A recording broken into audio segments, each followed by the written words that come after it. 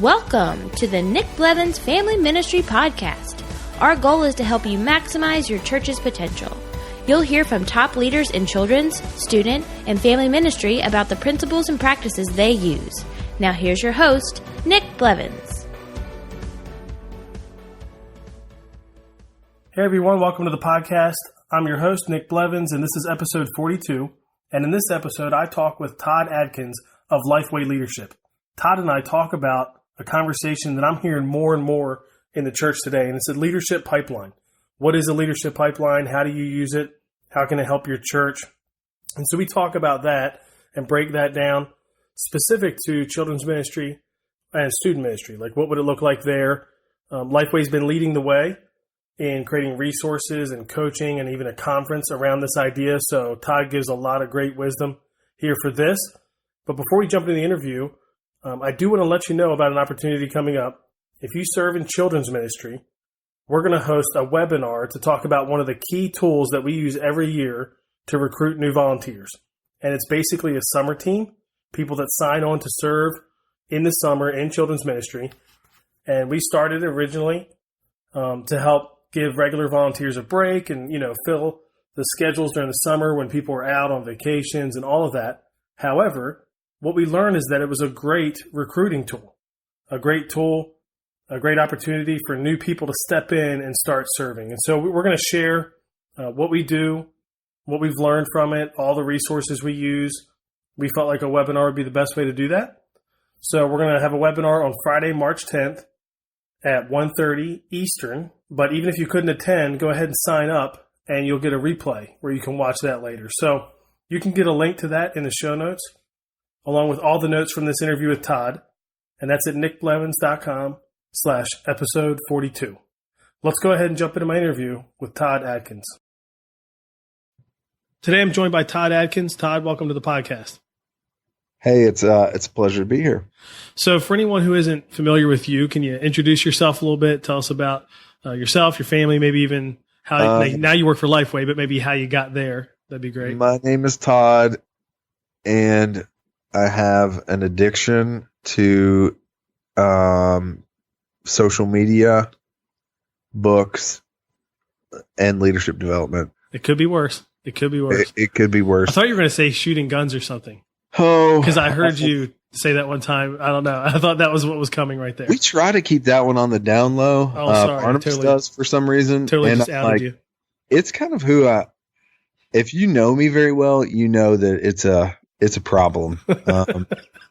I build guns, so I don't really have any other hobbies. I didn't know who was in the Super Bowl until the day after. That's funny. It's really sad, but I do read a lot, and I like to build guns. So which is unique. You don't hear that one. Maybe like I said, shooting, but building, it's a totally different thing. I'm sure most people are like, you can do that? Like, that's a thing? Oh, totally. I lived in D.C. for so long, it's hard to find a place to shoot unless you drive 2 hours. Yeah. Which basically is maybe 6 miles away from your house. Exactly. But yeah, so I kind of got into building there, and then a little bit more in Tennessee and where I live now, in the Nashville area. And so, yeah, man, I'm not really sure how it happened, but I really like history. So I got into World War II submachine guns, especially. But anyway, that's a whole other podcast, bro. It is. It's interesting, though. Yeah, that's awesome. Well, we can talk about it sometime. But I do talk and tweet incessantly about leadership and leadership development, which is a big part of what I do at LifeWay. The director of leadership, the leadership division at LifeWay. So we basically resource the church in leadership development and training. So we do that through an online platform called Ministry Grid, as well as live events, coaching, consulting, the whole nine. We have a podcast called 5 Leadership Questions that we have a lot of fun on. Another one called New Churches, which is specifically for church plants and multi-site. That's some of what we do. Yeah, and that's great content. I listen to those podcasts. I just listened to the 5 Leadership Questions with Josh Gagnon, actually, which is the last one I listened to. So it's good stuff. One of the things that what I wanted to talk about with you is leadership pipelines. That's something that I feel like you all have been at the forefront in terms of content and resources and training around this idea. And we've talked about it a few times on this podcast, had some guests talk about, how they're trying to do that at their church or what that looks like. But, with all the stuff you're putting out, I thought let's get Todd on here and really dig into it. And you did a lot of research on it. You're seeing other churches use it. So, but just to start, for anybody who doesn't even know what that is, what would you say is a leadership pipeline? Okay. The first thing I would say is don't understand that leadership pipeline is a framework and a philosophy. It's a strategic planning. It really is a whole framework and philosophy. It's not a program, or it's not a course or something like that. It really is taking a step back, and it's really advanced strategic planning for your church. And the one job that we have as pastors, which is to develop people, to equip the saints for the work of the ministry, so that it's measured in the fullness of Christ, Ephesians 4.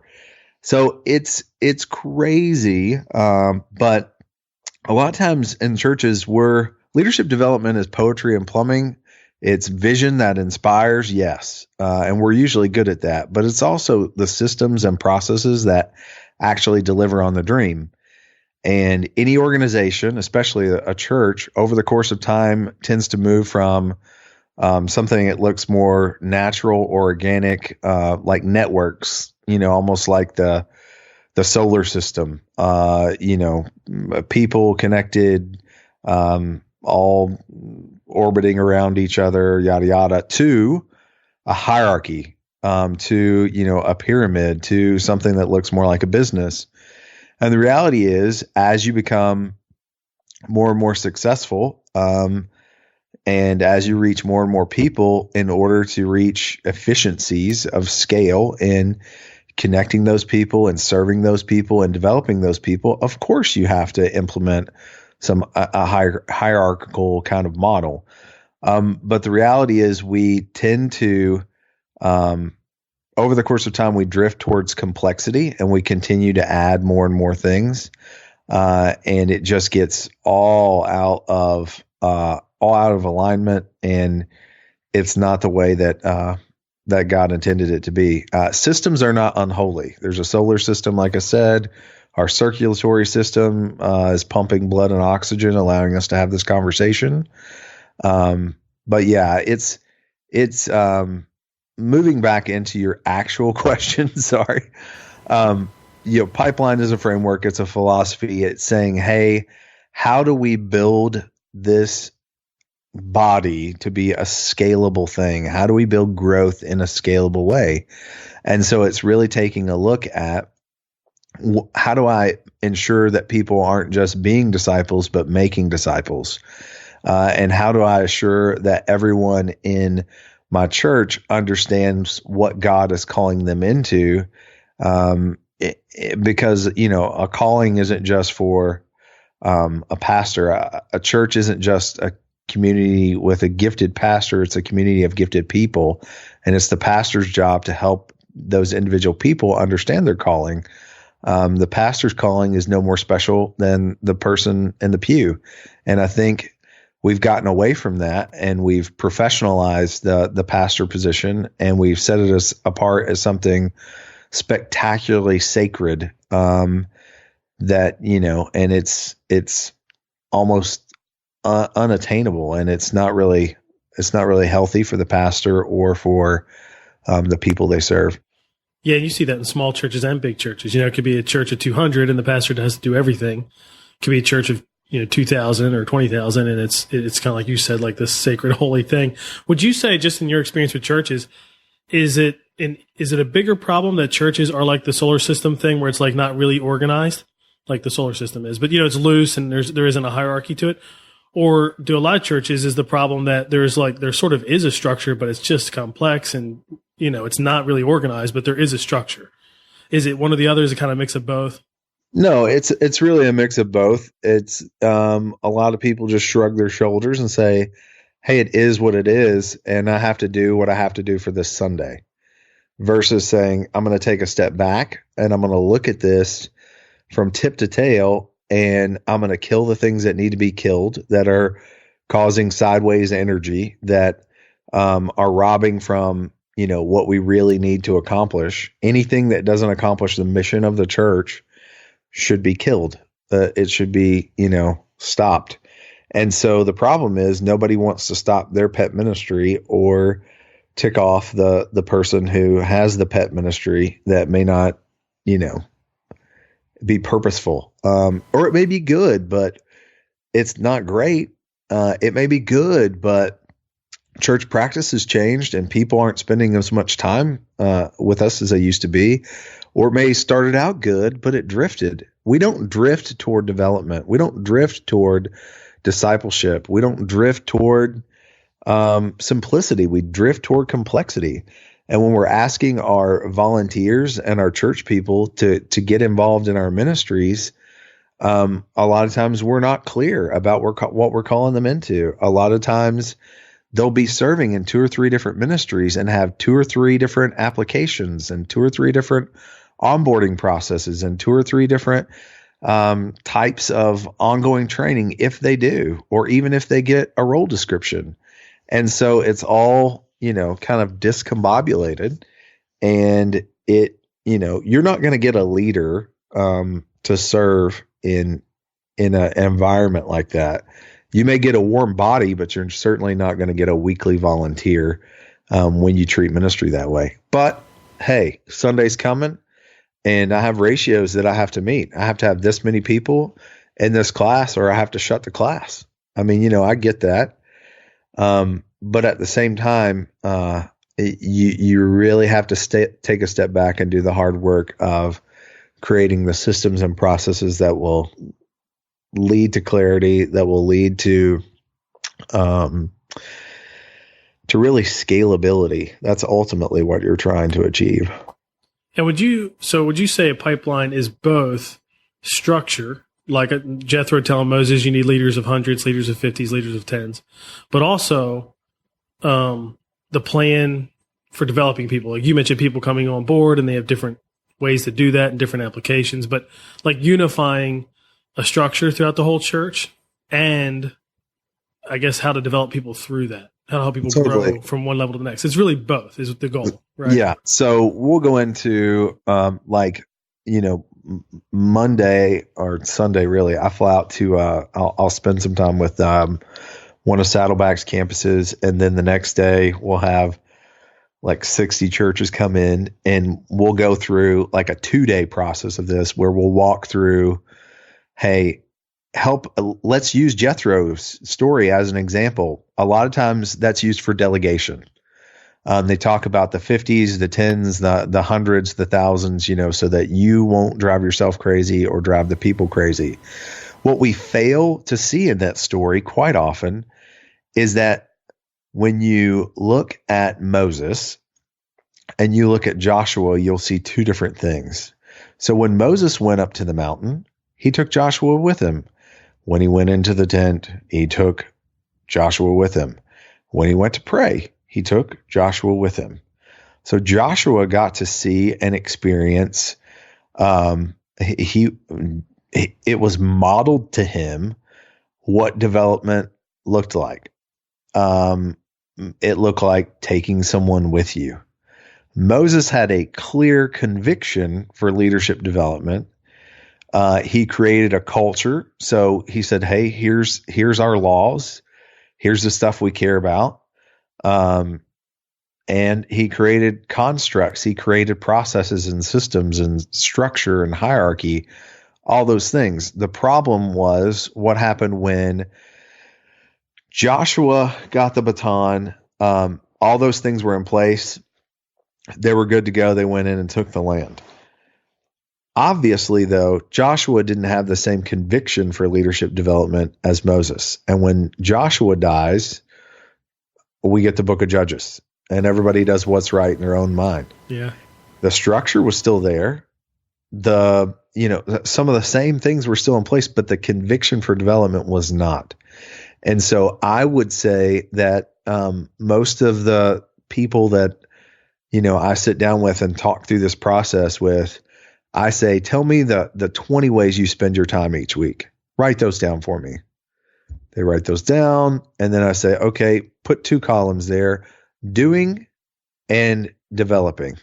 Now put a check mark beside each one of those things. And then tell me what your development quotient is. What's your equipping quotient there? And that's the most gut-wrenching thing for a lot of people, because they've never had a point of conversion from a doer to a developer. And at the end of the day, that's the biggest problem. That's the biggest issue, is the conviction and culture piece. If you don't have those things in place, then all the streamlined systems and processes in the world aren't going to help you, because, you're going to continue to try to do everything. And honestly, I more recently, I've compared it to, like, we say we want people to help us in ministry, but my question is, how much are we willing to give it away? Because we think, nobody can do it as good as me, or they'll make a mess of it. It's just easier for me to do it myself.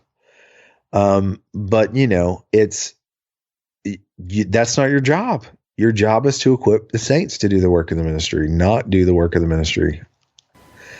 And so, all this stuff comes from us trying to launch 10 campuses in 10 years. And instead we did 9 in 4.5.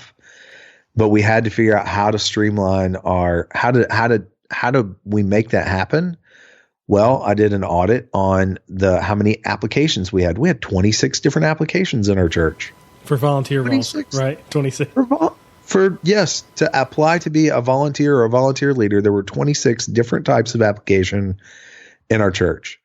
Most did not have any job description. So we said, hey, let's make a clear templated job description for volunteer roles in our church. And then we said, hey, let's define levels, and then let's define core competencies, so that we know if someone is a leader of others in our church, if they're leading 8 to 10 people, it doesn't matter whether we're talking about a small group or we're talking about the lead usher on Sunday morning. If they're leading 8 to 10 people, we think they should know how to handle conflict.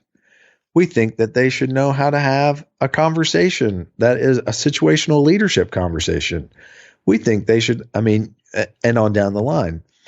And so a lot of what Pipeline is we took 2 years to build out core competencies for each level of leadership in the church. So a volunteer their main job is to lead themselves. A leader, they're leading others. A coach is leading leaders. A ministry leader is leading a ministry or a business function, some function, major function in a church, and finally leading the church. And so then you look at the categories and say, okay, well, in the vision category, I want Will Mancini to teach that because he knows he's the dude on vision. I want Paul Tripp to do discipleship because no matter where you are theologically, everybody still loves Paul Tripp. All those different things. So we were very strategic about how we went about that. But it took us a lot of time to develop the content for that whole piece. And really, all this is a bunch of different business type processes and books that have come together. If you actually Google Leadership Pipeline, you'll see a guy named Ram Charan wrote a business book called Leadership Pipeline. A guy named Noel Tichy also wrote Leadership Engine. And it's about, when you combine those two things, it's about creating a teaching organization or development organization to say, for the church, it would be, hey, staff don't recruit and develop volunteers. Volunteers recruit and develop volunteers. Leaders recruit and develop leaders. It's making sure that at each level you're saying, hey, there's going to be learners, leaders, and multipliers. So if you're a learner, I'm new at this. If I'm leading it, then, I have some competency. I'm fairly proficient at this. And ultimately, if I'm a multiplier, I'm multiplying myself in whatever level I'm in. And then I'm ready to be tapped for the next level of leadership. That's good. So if for the youth pastor who's listening or the children's pastor who's listening, is there a first step to define the levels? I mean, is that the first thing to do, is to come up with these levels and name them? Yeah, I mean, the first step I would say is take a step back and look at your life and tell me your testimony on when you had your conversion experience of moving from a doer to a developer. That's the first thing that you have to, honestly, man, that's the first thing that you have to be able to do, is say, hey, here's the time and the place where I remember I realized I cannot do this. I have to develop people to do this. Then once that's in place, man, I would say you look at your structure. You say, hey, I'm going to pull out my org chart. And if I'm lucky enough to be at a large church and have multiple staff, it's not your staff that I'm telling you to look at. I'm telling you to look at your entire organization, all your volunteers, and look at the different levels and layers in there. Just because there's more than one layer doesn't mean that that's a different level in the pipeline.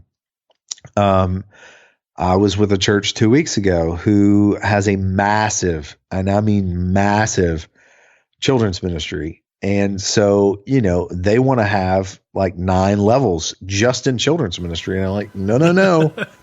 Yeah. I understand that you may have different, titles and levels with it, but this is a level within a level. Are they leading an entire ministry? No, they're leading other leaders. Okay, well, they're in this level. And even if they're leading leaders who lead leaders, they're still in this level. They're not leading a ministry. So let's not move them all the way up, or let's not create unnecessary complexity. I mean, we're not trying to another thing I think people would fail to understand is this is for you. This is not for your volunteers. I would never pull out a sheet of paper or get on a whiteboard and explain to a volunteer my full leadership pipeline and competencies and what those are. I would never do that. It's not important. It's important to you because it provides structure, because it provides synergy. It's not important to them to show them how the sausage is made. Yeah. They just care about who's leading them, who's serving them, who's pointing them, which is that one person, coach, whatever it is, leader. Yeah. Good. That's good. So like you mentioned the names. So I love the framework where you say lead yourself, lead others, lead leaders, lead the church, I think was one way you describe it. And then you named, like you could come up with names for your levels. Like it could be volunteers, the first level, leader is a second level, coach, which is a common one I hear in churches, especially in next gen ministry. Of director. I've heard that. So I think that's good. So if people put that in place, like you're saying, that should be the main structure that everything else has to fit in. So you went to this church and they had 9 levels, and it's like, no, you got to make it fit. Even if it's 5, you got to make it fit in the structure. We had to do that a little bit because there were conversations where it's like, oh, that's a worship leader. It's a volunteer role as a worship leader. They don't actually lead. They're not responsible for leading any group of people. So we even stopped calling it worship leader because it was confusing, because it was not leader on the pipeline. It just had that in the name. So we stopped calling it worship leader. And don't confuse either professional positions. So I might have a graphic designer on staff, or, a person who does video production or whatever. There's going to be exceptions to the rule on some of this stuff, but ultimately, put them in where the pipeline says to. Don't, create something special or unique, because you should have people who are staff and people who are not staff in different levels. I mean, consider if you have an elder model. Well, your elders are going to be in the top tier. I mean, they're actually leading the church, and they should be competent. Yeah, they should be competent in all these categories that we've said: strategy and stewardship and people development and, vision and discipleship. They should be able to teach theology. Whereas if I go all the way to the volunteer level for discipleship, I should be able to understand and articulate to some degree the basic spiritual disciplines. if I'm in a leadership role, I need to not only understand, articulate, and practice spiritual disciplines, I should be able to then articulate those and make sure that, the people under my care are able to do those too. And then, moving up the ladder, so on and so forth. When you're talking about, when you get to a director level, so a lot of people listening to this podcast from what you've said are, they're the grand poobah of children's or student ministry. Well, they're responsible, for example, for the vision of how that vision is implemented in their ministry, is, kind of where they're at in the vision category. Whereas a volunteer is just supposed to know it and be able to articulate it.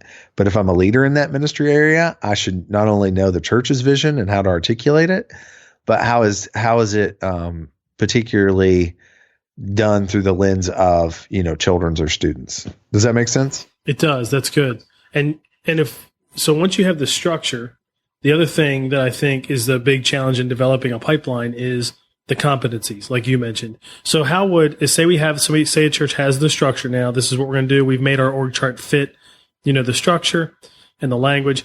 What is the next step in terms of developing the competencies and at each level? Well, I would say there's other stuff to still do from a structure, systems, process. You want to look at things like applications and onboarding and basic training. You want to look at things like language and making sure all the language is the same across the board in the church. So, for instance, I have sit with people who were crying about, whether this was a coach or coordinator. So I had two different ministry areas at a church I was working with. One ministry area, both really strong, really important ministry areas at this church. One had a position called a coach, and they both had coaches and coordinators. The difference were they flipped the level that they were in. Yeah.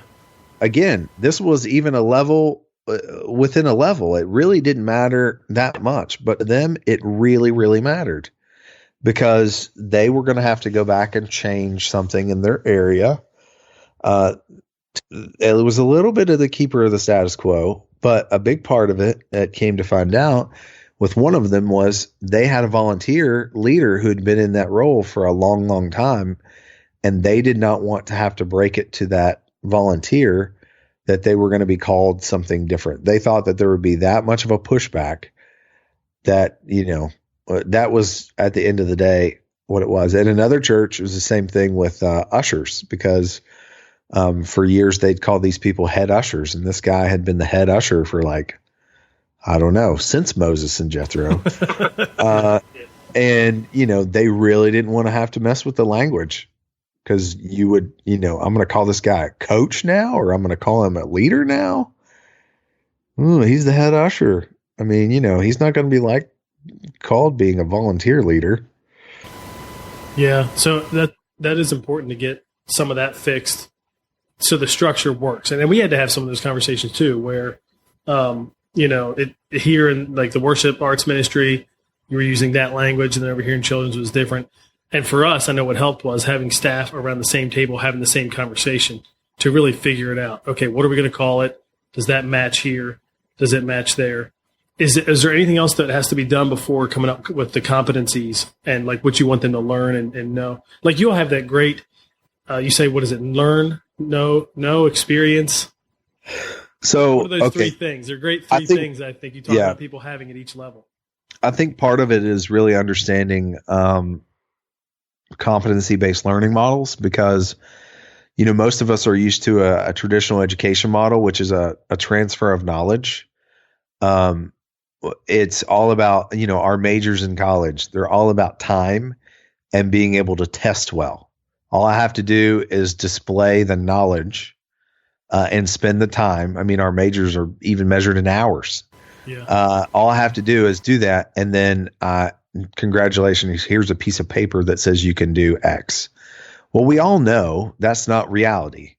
reality is you need more than just a transfer of knowledge. A transfer of information is not transformation.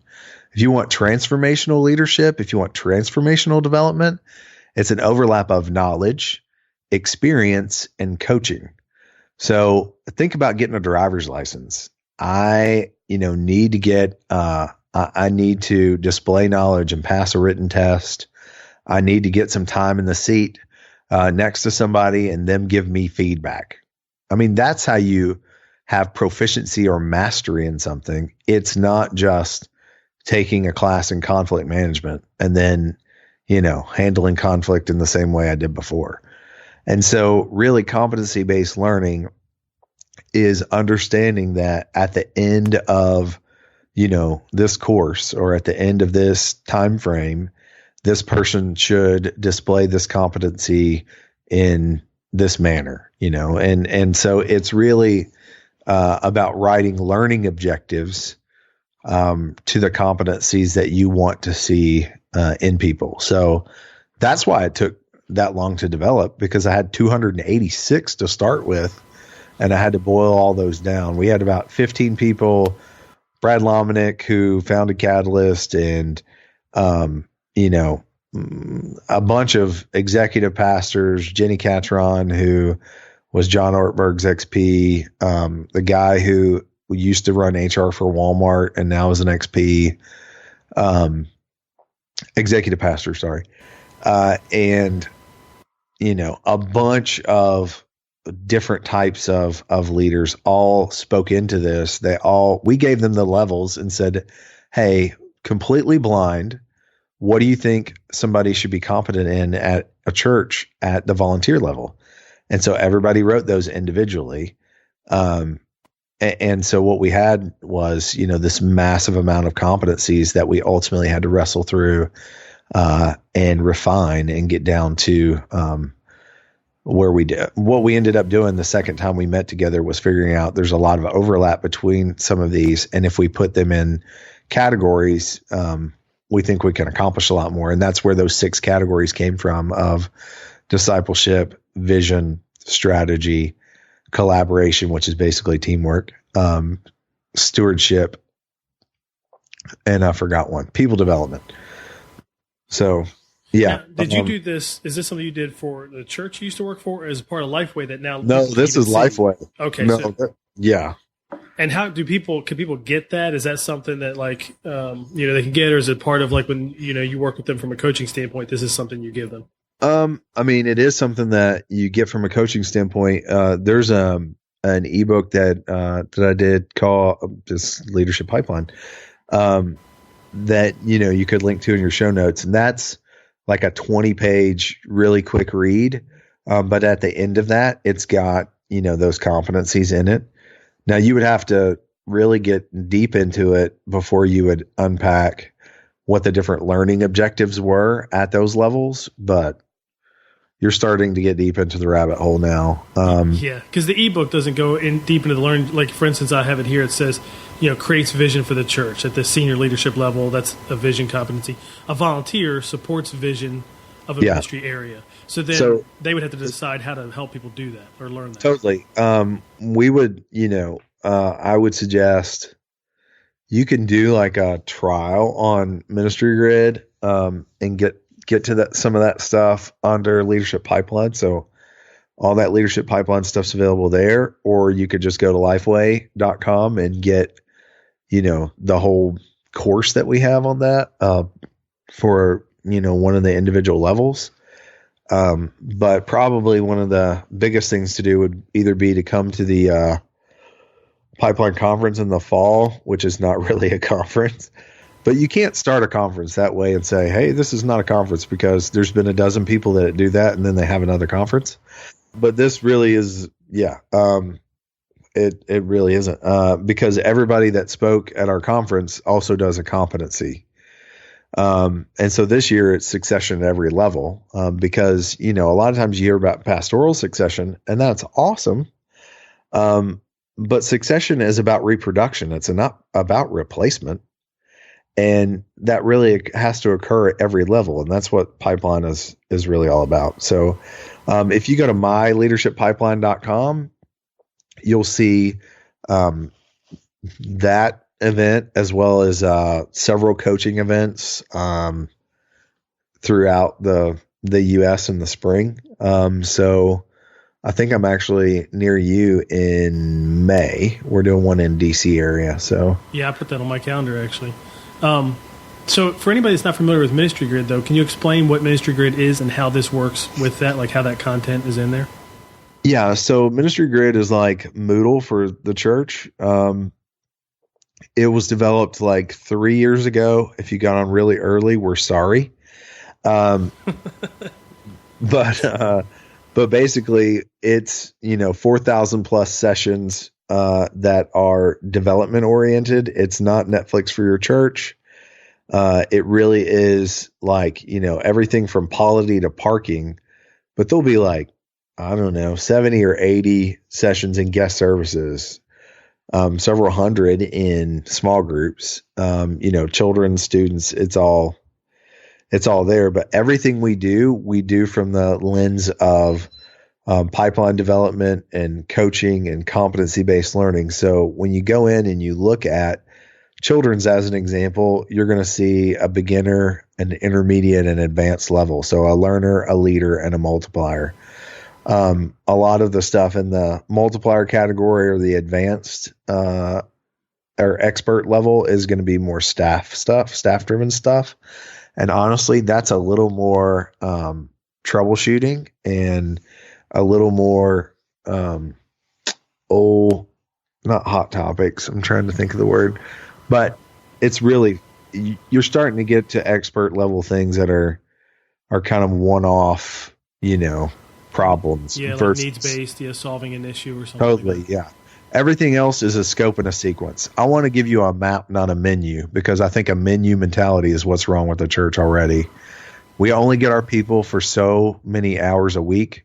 Those hours are getting fewer and farther in between. And so when you bring your volunteers in or you have them do training, be sure that you're taking them somewhere and it's not a cruise to nowhere. Yeah, a menu. And in some ways it's true on two fronts, that we'd have the menu version of ministry. Like, here's everything we do. Try it or do all of it or whatever. And we also do that, like you're saying, with even development, maybe where actually, I don't even know if we have that. That might be more than what we have, but it could be like that, where it's like, here's a bunch of options. There's not really a strategy or plan to it versus a map. Here is where we want you to go, and here's the next step. And both in leadership and in ministries would be a lot more helpful than what most churches have now, probably. So you're in Baltimore, right? Yep. And Baltimore has great big cruise ships. And nobody knows why Baltimore has great big cruise ships. And I say, well, it's because there's a lot of youngins, a lot of young adults in D.C. and that Atlantic coastline from Jersey, yeah.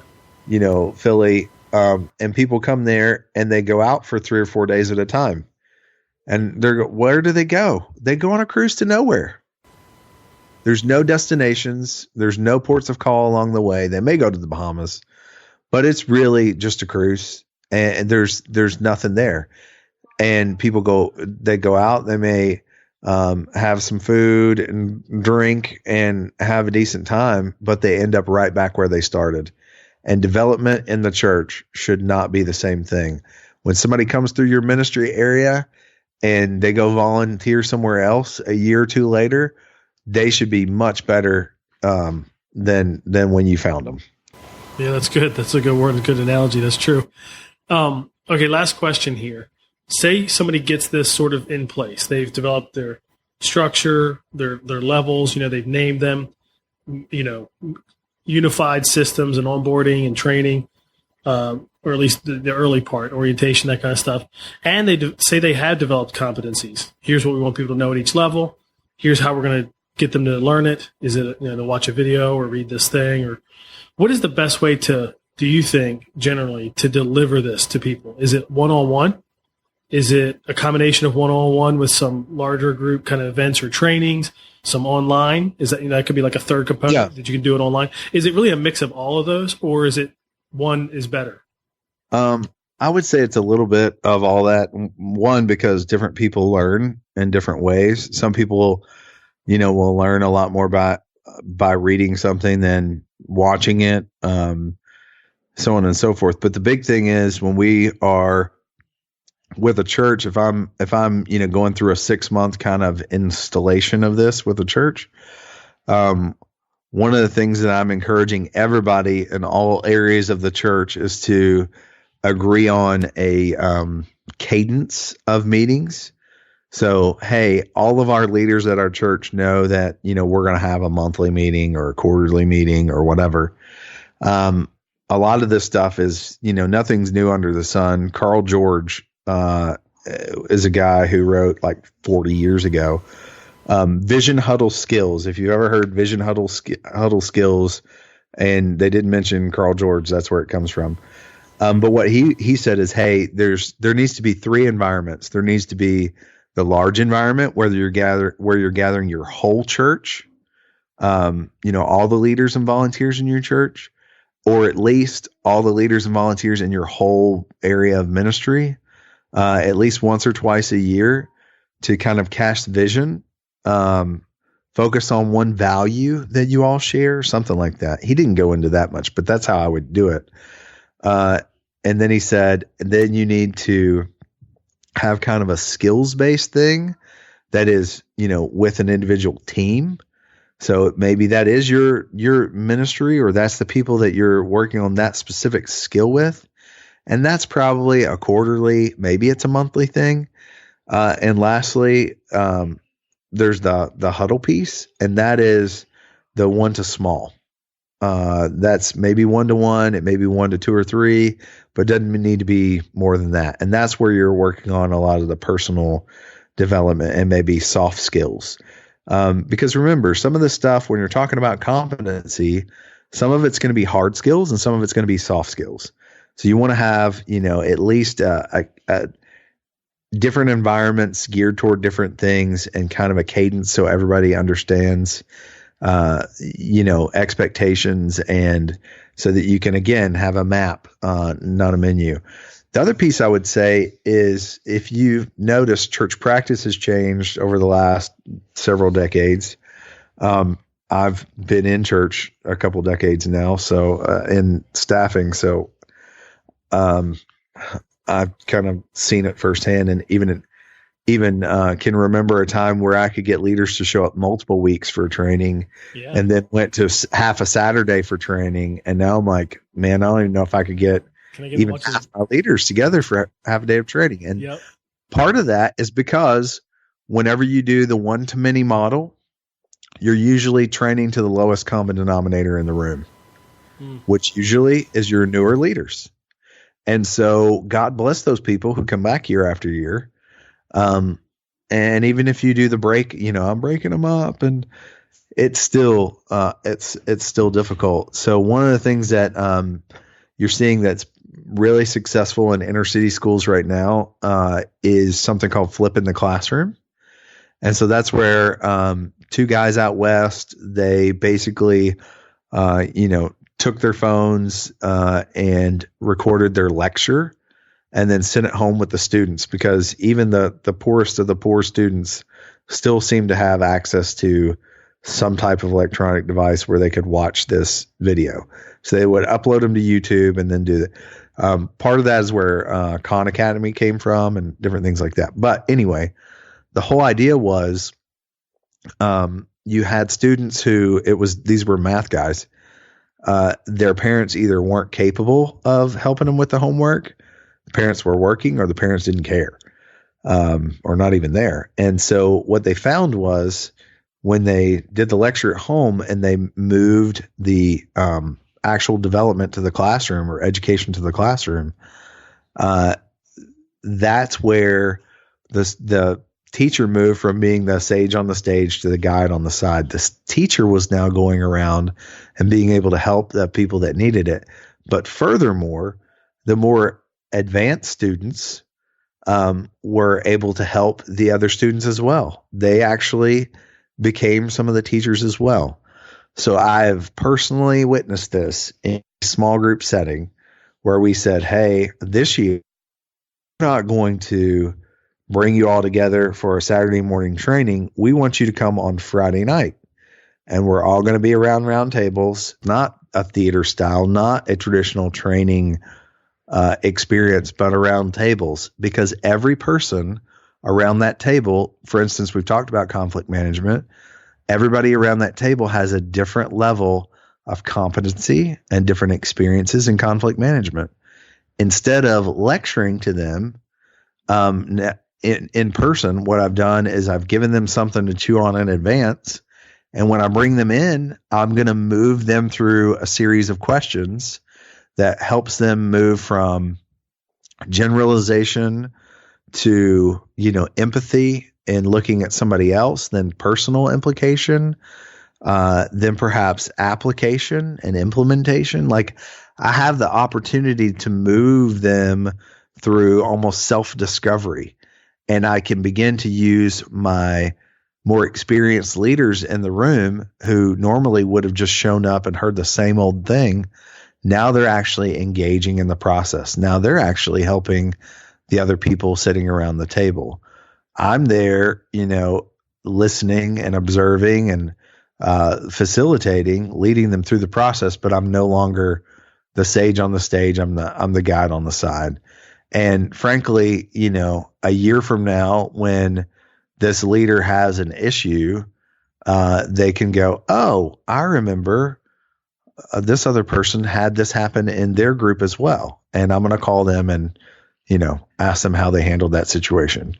I just think it's a much healthier way. It's a much stickier way to get your leaders, to attend a meeting. So part of the reason why we built all this online training was so that churches could take our Legos. So you can take the training I've got and upload your own training and mix it together, make something new, or you can just take what I've got, or you can just use my platform and upload your own stuff. But regardless, we try to make that as simple and easy as possible to do. That's good. That's a great idea. And apart from Leadership Pipeline, you could take that, flip the classroom idea, and do it with any training the next time you do it. Like, it's not even that difficult. Record it in advance. Yeah, that's a good idea. Totally. I mean, we're all a result. Most of us are a result of 2 or 3 men or women of God that helped us, become who we are. And that happened through catalytic conversations. And, you can't digitize development. You can't digitize discipleship. But what we can do is bring people together around good content, and then give them the questions, give them the talking points for the conversation. A lot of times we have people that have experience, they're good and godly people, but they couldn't ask somebody a good coaching question to save their life. So what we've done is put that stuff together so that, they could have a good conversation. If you look at the way LifeWay writes curriculum, we do the same thing with training, because at the end of the day, we're trying to get transformation. So we're trying to lead you through that process where that can happen. And, we have 130-year history of helping create catalytic conversations. And that's all we're trying to do in this space as well.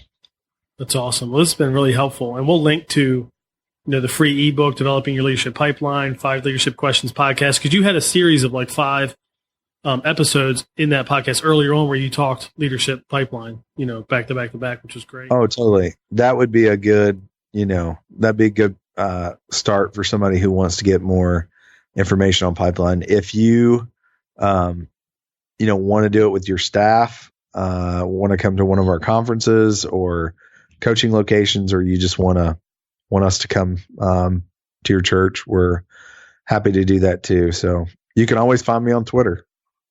Yep, like where you said you are all the time. So that's great. Excellent. Well, Todd, thank you so much. This has been really helpful. Really appreciate the time. Thanks a lot. Really enjoyed it. That was helpful, wasn't it? I mean, there's a lot of conversation around this leadership pipeline stuff. So it's good to talk to someone who really dug into it, did all the research that he talked about, and actually put one in place. So it was really helpful to me. I'm working on building out our pipeline even more. So I know this was helpful to me. I hope it was helpful to you. Here's some action items I have coming out of that. Basically, you can walk through and go through the steps we talked about to implement a pipeline in your church. Define your levels. What are the levels of leadership? What are you going to call them? Because language matters. Once you've defined the levels, you can define the competencies. What are the things you want people to know, to learn, or to experience at each level? And then how are they going to get that information? Is that a one-on-one conversation? Is it a video they can watch? And another action step might be to check out Ministry Grid. There's content in there already. Plus, you can add your own content. So that might be something you're interested in. You can get notes for everything that we talked about, that free Leadership Pipeline book that he referenced, and a link to that summer team webinar if you're interested. You can get all that in the show notes at nickblevins.com/episode 42. Be sure to subscribe to the podcast. Next week, I interview my friend Lenny Moore. Lenny's a Next Gen pastor, and Lenny and I talk about empowering leadership, like how to lead other folks and empower them to lead in a way that's different than we lead. What if they want to do something different than we do? He believes it's more important, of course, to build leaders than it is to build programs. And so we talk about how he had to wrestle with that, how that was tough for him because he wanted to lead his own way. He wanted to have control over it. But as Craig Rochelle says, you can either have control or you can have growth, but you can't have both. So Lenny talks about his journey with that. So you don't want to miss that. Be sure to subscribe, and we'll see you in the next episode of the Family Ministry Podcast. Thanks for listening to the Nick Blevins Family Ministry Podcast. We hope this helps you maximize your church's potential. We would love to hear stories of how you apply what you've learned. You can do that by leaving a comment on iTunes or in the show notes at nickblevins.com.